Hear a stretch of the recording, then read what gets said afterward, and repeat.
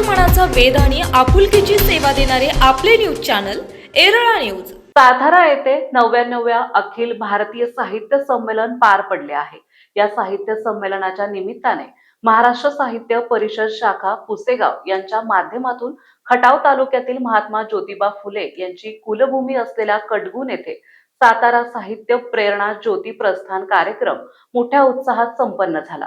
या कार्यक्रमासाठी आमदार महेशदादा शिंदे, डॉक्टर प्रियाताई शिंदे, गट शिक्षणाधिकारी सोनाली विभूते, श्री दळवी साहेब, भरत मुळे, नवनाथ वलेकर, ॲडव्होकेट शुभदा कुलकर्णी, प्राध्यापक सुहास पवार, रंजना सानप, केंद्र प्रमुख श्री सूर्यवंशी साहेब, मंडलाधिकारी श्री खटावकर, तलाठी श्री जाधव, सचिन सुधीर गोरे आदींची प्रमुख उपस्थिती होती। यावेळी मान्यवरांचे स्वागत अध्यक्ष प्राध्यापक अविनाश फडतरे, उपाध्यक्ष संजय जाधव, नितीन चव्हाण, विमल तोडकर, वर्षा चव्हाण, मेघा चव्हाण, सुरेखा चव्हाण यांनी केले। यावेळी कुमारी ऐश्वर्या देशमुख, मेजर श्री खवळे, श्री अवघडे, पत्रकार शरदराव यांचे विशेष सन्मान करण्यात आले।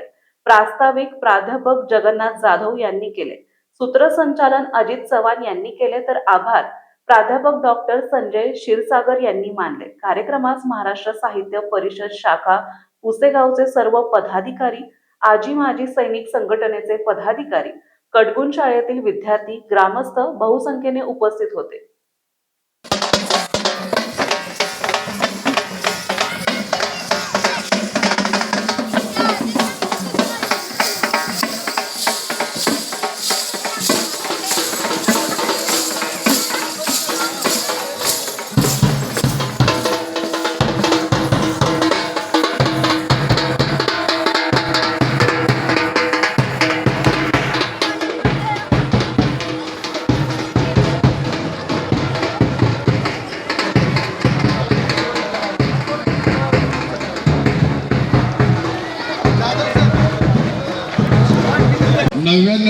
अखिल भारतीय मराठी साहित्य संमेलन आपल्या क्रांतीभूमी सातारा या ठिकाणी आजपासून 4 जानेवारीपर्यंत संपन्न होते आणि या संमेलनाला आपण शुभेच्छा देण्यासाठी, एक प्रेरणा देण्यासाठी, सामर्थ्य देण्यासाठी, त्यांच्या सोबत आहोत हे दाखवण्यासाठी आपण पुसेगाव शाखा महाराष्ट्र राज्य साहित्य परिषद यांच्या वतीनं प्रेरणा ज्योतीचं आयोजन केलेलं आहे।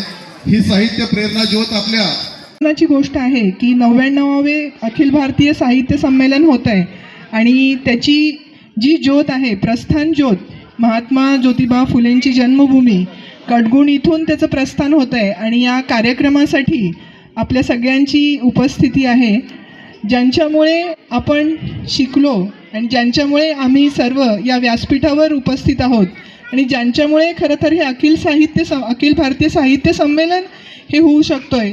असे आपल्या सगळ्यांचे प्रेरणास्थान महात्मा ज्योतिराव फुले आणि क्रांतिज्योती सावित्रीबाई फुले यांना प्रथम वंदन।